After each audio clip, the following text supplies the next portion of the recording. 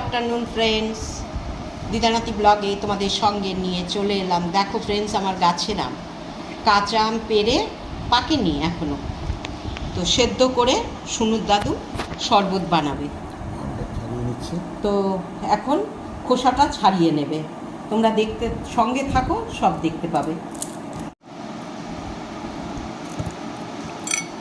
দেখো কি সুন্দর সুনুর দাদু সুন্দর করে ছাড়িয়ে নিচ্ছে। এইভাবে একটা একটা করে আম সব ছাড়িয়ে নেবে।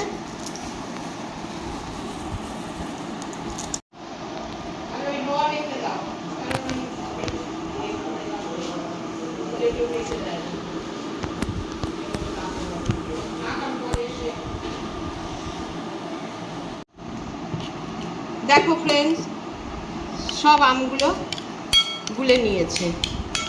এবারে এখন পরিমাণ মতন নিয়ে নেবে। শুনু শুনু দাদু শরবত খাবে। ওই দেখো জল জিরা দিয়ে, এই যে জল জিরা দিয়ে শরবত খাবে। আর চিনি সামান্য, আর বিট নুন।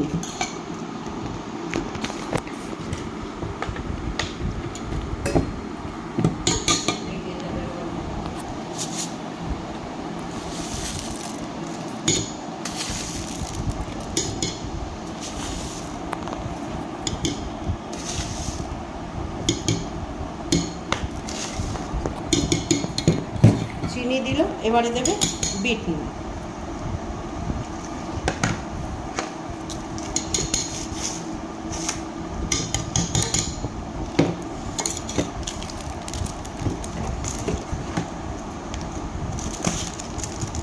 এবার জল জিরাটা দিয়ে জল ঢেলে ভালো করে নেড়ে নেবে।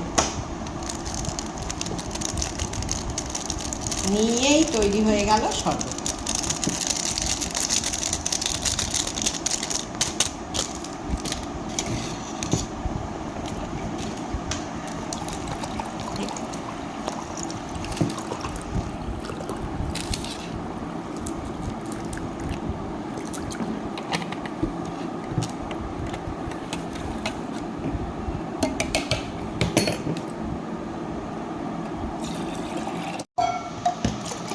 দেখো এবারে মিশিয়ে নেবে নুন, বিট নুন, চিনি আর জল জিরা, এই দিয়ে ভালো করে মিশিয়ে নেবে। দারুণ খেতে লাগে। বরফ দিলে তো আরো ভালো, কিন্তু বরফ দেব না। এগুলো গোলার জন্য, আমগুলো ভাটার জন্য।